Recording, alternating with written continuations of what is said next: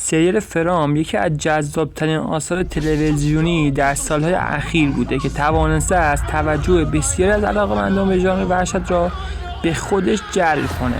این سریال در یک محیط غیر واقعی و عجیب روایت میشه که در آن گروهی از افراد به دلایل نامعلومی یک شهر کوچک و ترسناک به دام افتادن.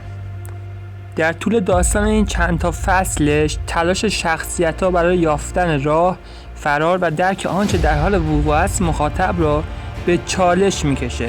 سریال فرام نه تنها با ایجاد فضای ترسناک و تعلیق بالا موفق بوده، بلکه به شکل هوشمندانه‌ای از عنصر معما و سوالات بی‌پاسخ برای جذب مخاطبین استفاده کرده. داستان فرام داستان پیچیده و معماگونه را روایت میکنه که در یک شهر کوچیک و عجیب به نام بالنسون رخ میدهد. گروهی از افراد که به دنبال راه حلی برای فرار از این مکان هستند به طرز معجزه‌آسایی دوباره به همان نقطه برمیگردند. این پدیده مرموز باعث ایجاد اضطراب و ترس در میان ساکنان این شهر می شود. داستان سریال فرام نه تنها به بررسی تلاش برای بقا و فرار می پردازد، بلکه به روابط انسانی، انتخاب‌ها و عواقب آنها نیز پرداخته و مخاطب را در عمق احساسات شخصیت‌ها غرق می‌کنه. در هر قسمت سوالات بیشتری مطرح میشه و معماهای جدیدی نمایان می‌گردد.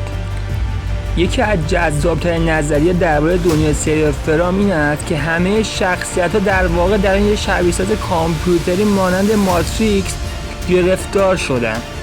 بر اساس این نظریه شهر نفرین شده و تمام اتفاقات عجیب غریبی که در اون رخ میده بخشی از دنیای شبیه سازی شده. نظریه بعدی که بخوام بگم، بسیاری معتقدن که تهدیدهای سریال فرام فراطبیعی هستش، به خصوص با توجه به ورود آدم‌ها از نقاط مختلف آمریکا به این شهر شیطانی.